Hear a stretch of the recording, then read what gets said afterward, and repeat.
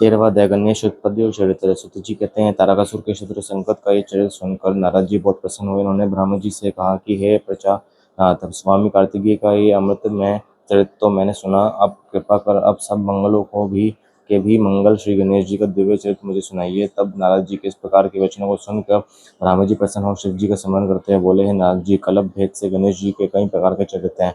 उनमें से एक बार शनि की दृष्टि से उनका सिर छेदन हुआ और हाथी का सिर जोड़ा। श्रेष्ठ कल्प से में होने वाले गणेश जी की उत्पत्ति कहता हूँ, जिसमें कृपालु शंकर जी ने ही उनका शिरोचन किया था। सृष्टिकर्ता शंकर के विषय में ये सब कुछ भी संदेह करना योग्य नहीं है, क्योंकि सबके पति शंकर जी सगुण भी हैं और निगुण भी। वह इस लीला से भी सब जगत के उत्पत्ति पालन और संसार करते हैं।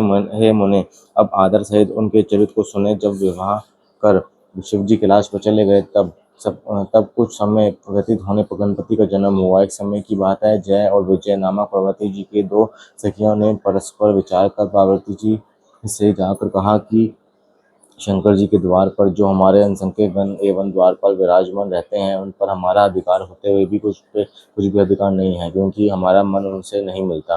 अतः वह भगवती है, पुण्यशील है, एक हमारा भी कोई गण होना चाहिए। आप उनकी रचना की करिए। देवी पार्वती को सखियों की ये बात प्रिय लगी और उन्होंने उनकी रचना की इच्छा की। जब एक समय पार्वती जी स्नान कर रही थी और नंदी द्वार पर बैठा हुआ था, तब उनके मना करने पर भी शिव जी अर्थात मंदिर में